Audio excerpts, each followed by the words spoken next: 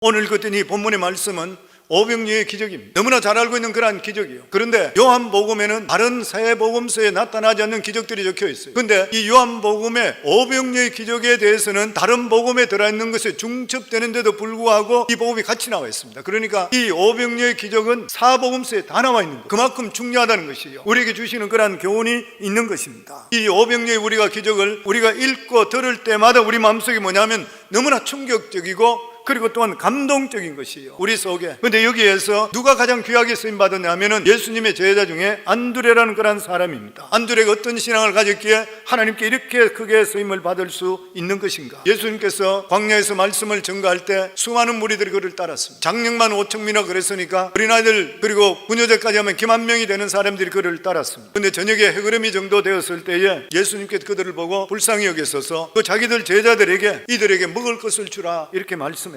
여기서 우리가 중요한 것을 발견하는 것이 뭐냐면은 천국 복음이 전파되고 병자가 치료되고 놀라운 말씀이 증거된다 한다 하더라도 현실적인 문제에 부딪힐 수 있다는 거예요. 그게 뭐예요? 배고픔의 문제입니다. 먹고 사는 문제인 것이죠. 하나님 말씀만 듣고 그리고 또한 직장도 가지 않고 교회만 살았으면 너무 좋은 것이죠. 그런데 실제적으로 현실은 그렇지 않는 것이요. 먹고 살아야 돼요. 배고픈 것이 현실인 것이요. 이 세상에 필요한 것이 너무나 많이 있습니다. 마태복음에서는 예수님께서 이렇게 말씀합니다. 예수께 이르시되 갈 것 없다 너희가 먹을 것을 주라. 뭐 이거 사와야 되지 않습니까? 이렇게 이야기했을 때 너희들이 주라 그랬던 거예요. 굉장히 황당한 말씀입니다. 그런데 우리가 알아야 될 것이 있는 것이요. 그것이 뭐냐면은 예수님께서 때때로 우리들에게 정말 불가능한 것을 억지로 시킬 때가 있어요. 그러면 분명히 우리 속에 좋은 일이 예비되어 있다는 것을 믿으시기를 주 이름으로 축원합니다. 예수님께서 불가능한 일을 시킬 때는 예수님 기적을 준비해 놓으신 것이에요.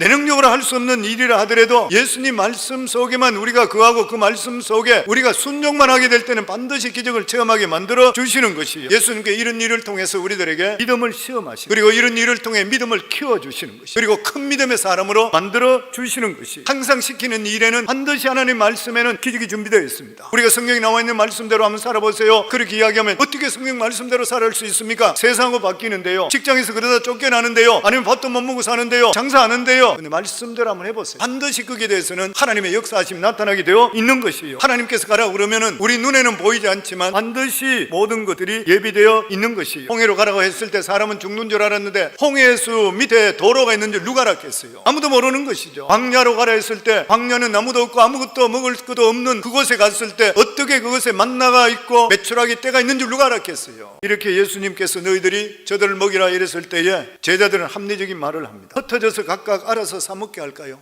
맞는 말이죠. 수많은 사람들이 각자 흩어져서 자기끼리 해결하면 되잖아요. 그러자 예수님께서 갈 것 없다 너희가 먹을 것을 주라. 한두 사람도 아니고 5,000명이 장정만 5,000명 넣는 산을 어떻게 먹을 수 있는가? 여기서 예수님께서는 우리에게 두 가지 의도로 생각할 수 있습니다. 첫째가 뭐냐면은 교회라고 하는 것은 영적인 것도 공급하지만 육체적인 문제까지 대답을 줄 수가 있어야 된다고 하는 것이요. 교회는 영적인 문제뿐만 아니라 먹고 사는 문제에 대해서도 관심을 가질 수가 있어야 되는 것이요. 그래서 우리 교회의 비전 중에 5번째 비전이 우리 교회 영적 육적 필요가 충족되는 교회예요.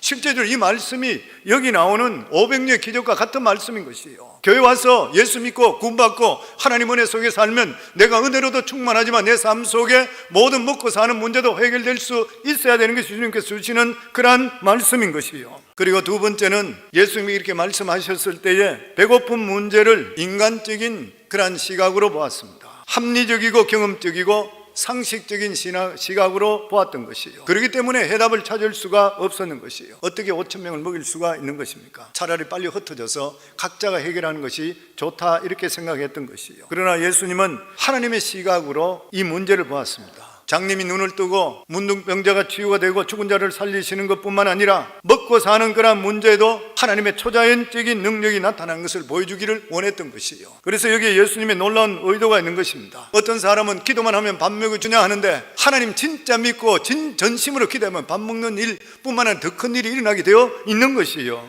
그래서 예수님은 이 문제를 하나님의 시각으로 본 것이요, 하나님의 말씀에 진실로 순종하게 될 때는 기적이 일어난다는 사실을 우리에게 말씀해 주시고 있는 것입니다.